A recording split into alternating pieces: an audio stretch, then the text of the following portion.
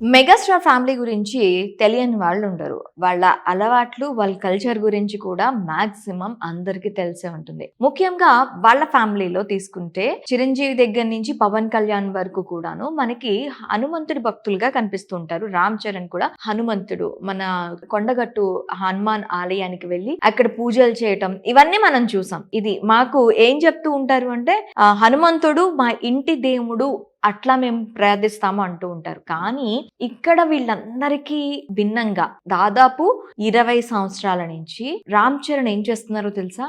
నిరంతరాయంగా 20 ఇయర్స్ నుంచి 41 రోజులు అయ్యప్ప స్వామి దీక్షని చేస్తూ వస్తున్నారు. ఇది ఈ రోజు కాదు, 20 ఇయర్స్ బ్యాక్ స్టార్ట్ చేశారు. ఈ 20 ఇయర్స్ గా ఏ ఇయర్ కూడా తను వదలకుండా ఈ నియమాన్ని పాటిస్తూ వస్తూ ఉన్నారు. ఈ నియమం కొంతమంది అయ్యప్ప స్వామి భక్తులు చెప్పులు వేసుకోవటం, లేదు అంటే ఇంకా ఏవో వ్యసనాలకి చేయటం, ఇలాంటివన్నీ చూస్తూ ఉంటాం. కానీ చాలా నిష్ఠగా ఈ 41 రోజులు తను షూట్ లో ఉన్నప్పటికీ కూడా చెప్పులు వేసుకోకుండా చాలా జాగ్రత్తగా ఏ నియమాలన్నీ పాటిస్తూ ఉంటారు. చాలా గ్రేట్ కదా. సో రామ్ చరణ్ ఫ్యాన్స్, రామ్ చరణ్ చేస్తున్న కృషికి ఒక థమ్స్ అప్.